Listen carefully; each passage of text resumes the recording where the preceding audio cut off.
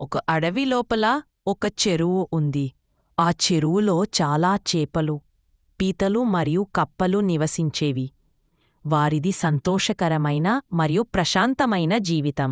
వాటిలో సహస్రబుద్ధి మరియు శతాబుద్ధి అనే రెండు అందమైన చేపలు నివసించేవి. అవి చెరువులోని ఇతర చేపల కంటే పెద్దవి. అవి తమ అందం మరియు తెలివితేటల గురించి చాలా గర్వంగా ఉండేవి. అదే చెరువులో తన భార్యతో కలిసి ఒక కప్ప నివసించేది. అతని పేరు ఎక్కబుద్ధి. ఆ చేపలు, కప్పలు మంచి స్నేహితులు. అవి ప్రశాంతమైన జీవితాన్ని గడిపాయి. కాని ఒకరోజు ఇద్దరు మత్స్యకారులు అడవిలోని నదిలో చేపలు పట్టి తిరిగి వస్తూ ఆ చెరువును చూశారు. అప్పటికే సాయంత్రం అయింది. ఎప్పటిలాగే అన్ని చేపలు, కప్పలు ఆడుకుంటున్నాయి.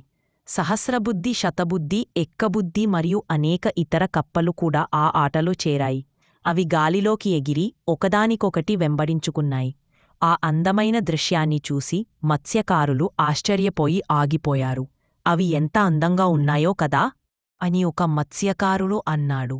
అవును, మరియు అవి చాలా ఉన్నాయి కూడా అని మరొకరు బదులిచ్చారు. ఈ చెరువు అంత లోతుగా ఉన్నట్లు లేదు అని మొదటి మత్స్యకారుడు అన్నాడు. వాటిలో కొన్నింటిని పట్టుకుందాం. ఇప్పటికే చాలా ఆలస్యమైంది మరియు మనం చాలా దూరం మోయడానికి బరువైన భారముంది. రేపు మళ్ళీ వద్దాం అని మరొక మత్స్యకారుడు సూచించాడు. ఎక్కబుద్ధి ఇతరుల వైపు తిరిగి, మత్స్యకారుడు చెప్పింది మీరు వినలేదా? మనం ఈ చెరువును వదిలి సురక్షితమైన ప్రదేశానికి వెళ్ళాలి అన్నాడు.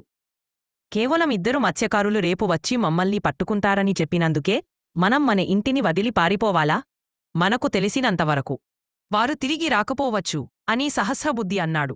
వారు తిరిగి వచ్చి మమ్మల్ని పట్టుకోవడానికి వచ్చినా నాకు 1000 ఉపాయాలు తెలుసు తప్పించుకోవడానికి. మరియు నీ 1000 ఉపాయాలు విఫలమైనా నాకు మరో 100 ఉపాయాలు తెలుసు అని శతబుద్ధి అన్నాడు. మనం వెళ్ళము. ఇద్దరు మత్స్యకారులు మనల్ని మన ఇంటి నుండి భయపెట్టి తరిమేస్తున్నారు అన్నాడు ఎక్కబుద్ధి. ప్రమాదం ముంచుకురాకముందే ఈ స్థలాన్ని వదిలి వెళ్ళిపోవాలి. ఎక్కబుద్ధి మరియు అతని భార్య సురక్షితమైన ప్రదేశం కోసం వెతుకుతూ చెరువును వదిలి వెళ్లారు. వారు వెళుతుండగా చేపలు, పీతలు, కప్పలు అన్నీ వారిని చూసి నవ్వాయి. మరుసటి రోజు మత్స్యకారులు చెరువుకు తిరిగి వచ్చి తమ వలను విసిరారు.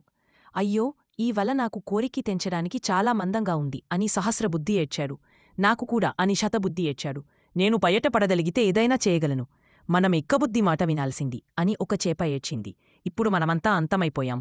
ఆ మత్స్యకారులు వాటన్నిటిని పట్టుకుని చేపలు, కప్పలు, ఈతలు అన్నింటినీ ఒక పెద్ద బుట్టలో వేసుకుని తీసుకువెళ్లారు. ఎక్కబుద్ధి తన భార్యతో కలిసి ఒక బండరాయి వెనుక దాక్కుని ఆమె వైపు తిరిగి, నేను సమయానికి స్పందించకపోతే మనం కూడా ఆ పుట్టలో ఇతరులో పాటు ఉండేవాళ్లం అన్నారు.